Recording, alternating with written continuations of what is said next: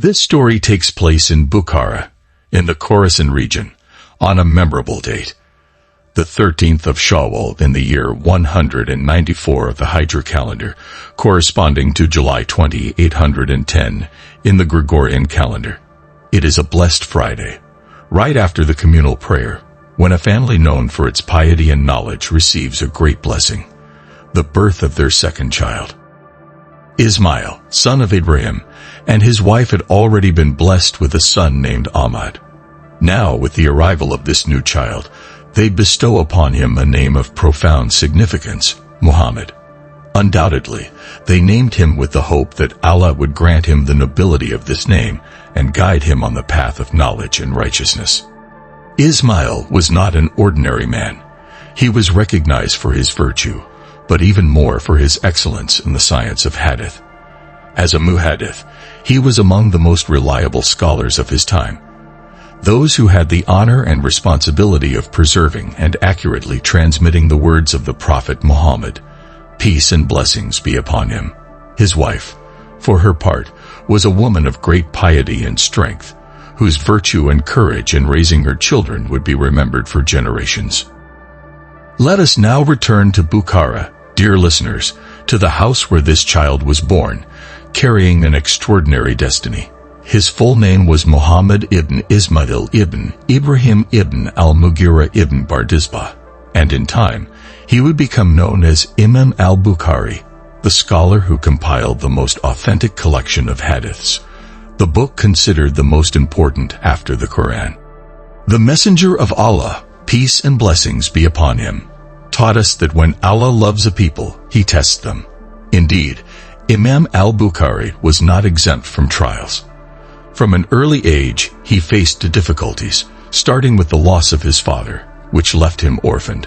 Soon after, he suffered a severe trial. He lost his eyesight. Faced with this challenge, his mother, a woman of firm faith and wisdom, turned to her Lord, supplicating with devotion every night. In a sincere dream, she received the glad tidings: Allah has restored your son's vision in response to your prayers. The next morning, young Muhammad had regained his sight, a clear sign of Allah's mercy. With renewed determination, his mother decided to invest the wealth inherited from her husband in what was most valuable: the education of her children. She enrolled Muhammad in a madrasa, where he learned the sciences of the Qur'an, the Arabic language, mathematics, and the fundamentals of Islamic jurisprudence. Allah granted him a sharp mind, an exceptional memory, and an unwavering will. From childhood, his inclination toward knowledge was evident. Before turning 10, he had already memorized a vast number of teachings and narrations. At an age when others were just beginning their education, he had already graduated early from school, attending the scholarly sessions in his city. By the time he reached 16, he had memorized the books of Ibn al-Mubarak and Waqi, two of the most renowned scholars of his time. Beyond memorization, he deeply understood the teachings of the great scholars of his era. In the year 210 of the Hijri calendar, his journey toward knowledge had only just begun, but he already showed signs of becoming one of the greatest guardians of the prophetic tradition.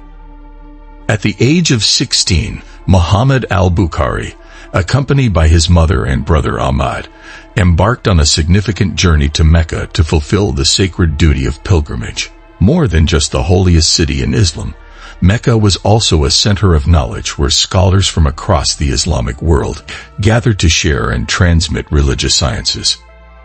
It was in this environment of devotion and learning that young Bukhari decided to extend his stay in the city while his mother and brother returned to Bukhara.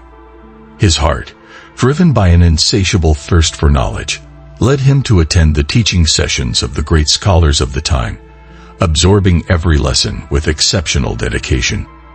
During his time in Mecca, Imam al-Bukhari also visited Medina, the city of the Messenger of Allah, peace and blessings be upon him, home to the Prophet's mosque, a place imbued with spirituality and a reflection of Islam's golden age.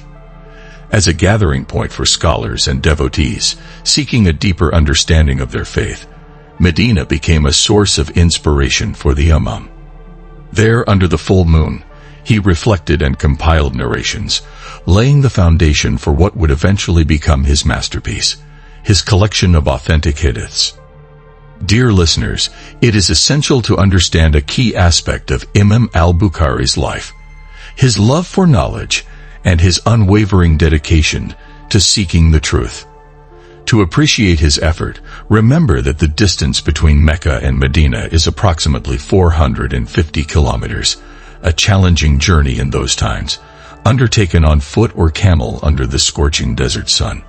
However, this physical sacrifice was not a burden for the scholars of the era. Rather, it was a sacred duty they embraced with humility and determination.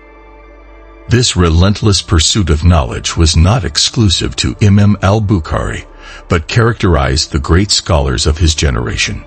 Nevertheless, his extreme dedication set him apart, even surpassing his contemporaries. When recounting his travels, he mentioned, "I traveled to Sham, modern-day Syria, to Egypt, to Arabia, to Basra, in present-day Iraq, to the Hijaz, the coastal region where Mecca and Medina are located," and added, "I lived there for 6 years." His thirst for knowledge drove him to travel thousands of kilometers, always in search of a single hadith, ensuring the precision and authenticity of prophetic narrations. One of the most significant destinations on his journey was Baghdad, the intellectual capital of the Islamic world during its golden age. It was in this city that he met Imam Ahmad ibn Hanbal, one of the most influential figures in Islamic jurisprudence, who recognized his excellence in hadith and encouraged him to settle in the city to further refine his knowledge. However, Imam Al-Bukhari was not only distinguished by his dedication to travel and learning, but also by his meticulousness in collecting and verifying hadiths. Aware of the value of every moment, he made the most of his time in pursuit of sacred knowledge. It is said that even during his travels, when resting, he would wake up 20 times in the night, light his lamp, and write down every thought or knowledge that came to his mind. His commitment to knowledge was also reflected in his austere lifestyle. Knowing that excess in food could dull the intellect, he practiced a very frugal diet, sometimes eating only a handful of almonds per day. Thus, with a disciplined life and tireless effort, he dedicated every breath to preserving and transmitting the prophetic teachings. Dear listeners, among the first signs of a scholar's greatness is his selflessness in the pursuit of knowledge. Imam Al-Bukhari not only collected hadiths, but established a rigorous methodology, ensuring that his compilation was the most authentic and reliable. His name would be etched in history as one of the greatest guardians of the prophetic tradition, leaving behind an unwavering legacy that continues to illuminate hearts to this day. Imam Al-Bukhari, recognized for his piety and rigor in the compilation of hadith, had a fundamental principle. He never performed an action without a clear proof based on prophetic teachings. His commitment to the purity of Islamic knowledge manifested in all aspects of his life, reflecting his meticulousness and his fear of Allah in every decision he made. From an early age, his virtuous character was already evident. It is said that at the age of 7, he would distance himself even from matters that could cause the slightest doubt, demonstrating his deep awareness of the responsibility of preserving the religion in its purest form. His scribe, Muhammad ibn Abi Hatim, recorded several anecdotes that reflect his integrity. On one occasion, a man approached Imam Al-Bukhari and asked him for a loan of 25,000 dirhams. However, at that moment, he did not have that amount available. Someone suggested that he seek help from the rulers, but he immediately rejected the idea, responding, "If I turn to them, they will expect concessions from me in the transmission of hadith. I do not want to jeopardize my religion for worldly matters." With these words, he made it clear that he would never compromise the authenticity of his knowledge for material benefits. Another story illustrates his commitment to honesty in business. A merchant once offered him goods, guaranteeing a net profit of 5,000 dirhams. The Imam, without making a promise, replied that he would consider the offer and give an answer the next day. The following day, another merchant offered him double the profit minus 10,000 dirhams. However, to everyone's surprise, he rejected the more lucrative offer and preferred to uphold his initial intention. When asked why, he humbly responded, "Although I did not make a formal promise, in my heart, I had already inclined my will towards the first offer. And Allah knows what is in the hearts." His answer demonstrated his exceptional level of integrity, as even his thoughts never deviated from sincerity. His devotion to worship was also exemplary. Once, Imam Al-Bukhari was invited to a friend's garden. There, he led the Dhuhr prayer and remained in supplication. During his prayer, a wasp repeatedly stung him, but he did not interrupt his prayer. When he finished, he lifted his tunic and showed his back, covered in bruises from the 16 or 17 stings he had endured. When asked why he had not interrupted his prayer, he calmly replied, "I had begun a surah, and I wanted to complete it before stopping." His patience and devotion reflected his unwavering faith and complete submission to worship. His passion for knowledge was immense.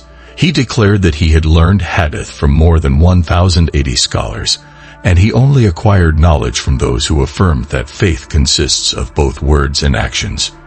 During his time, an erroneous idea began to spread, that faith was only a belief in the heart, without the need for actions.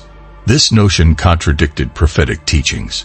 Imam Al-Bukhari rejected this idea, affirming that faith grows with obedience and good deeds, and diminishes with disobedience and sin.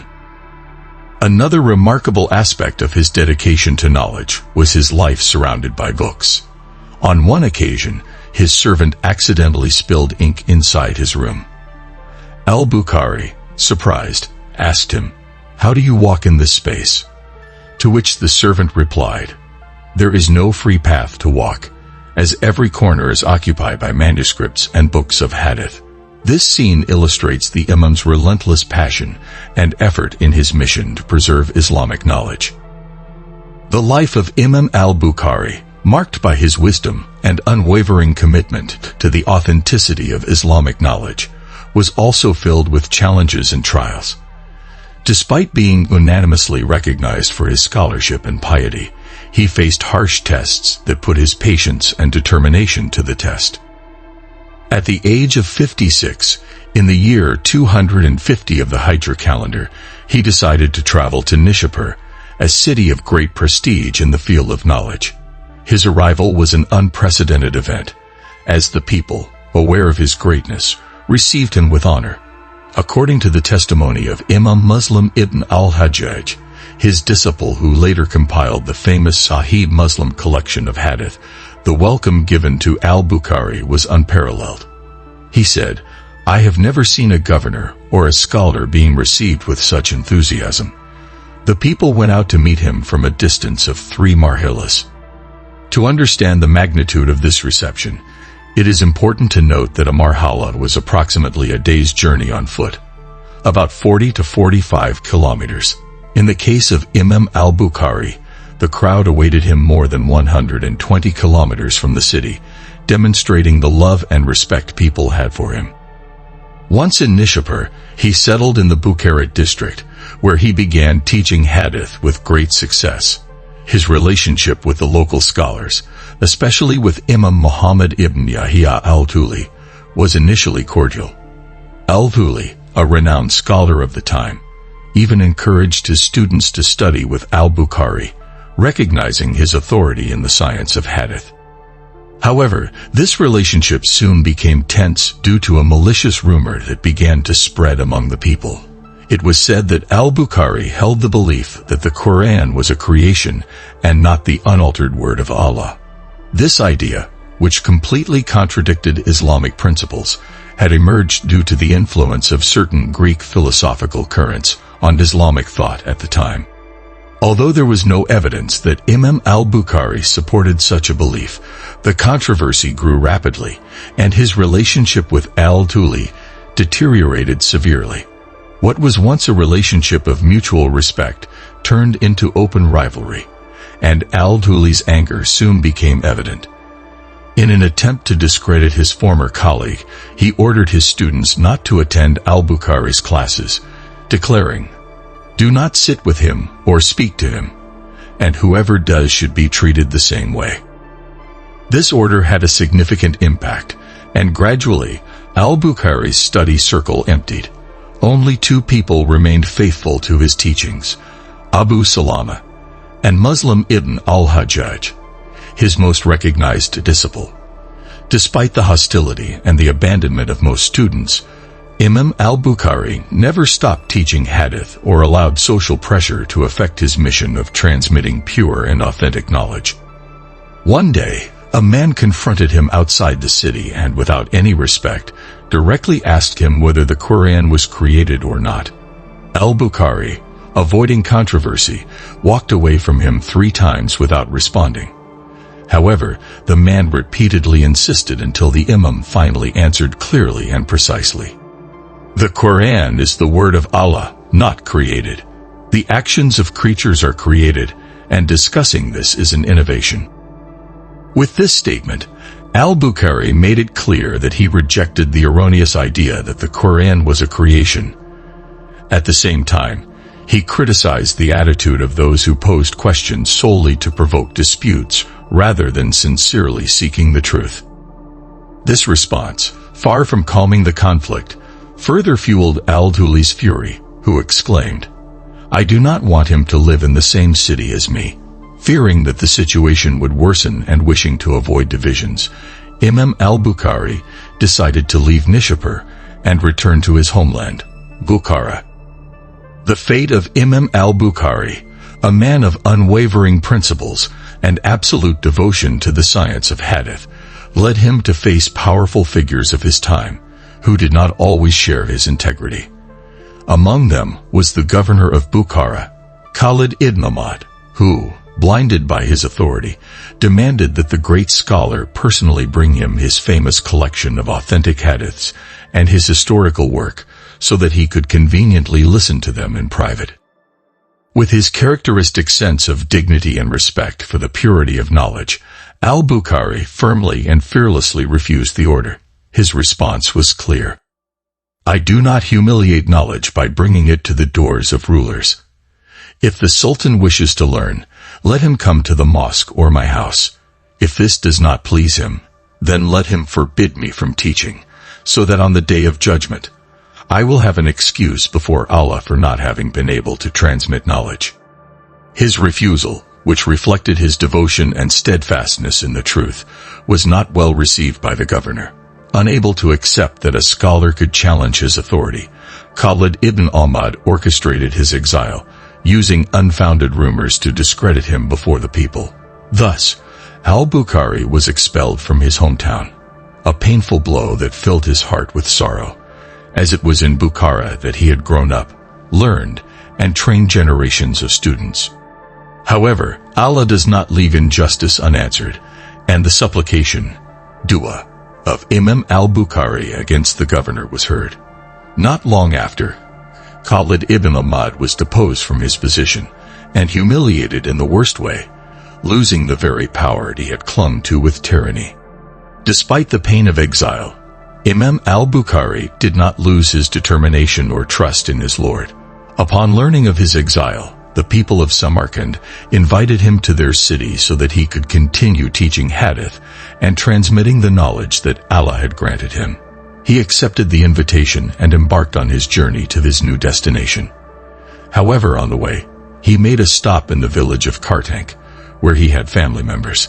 It was there that Allah decreed his final illness, weakening him in his last days.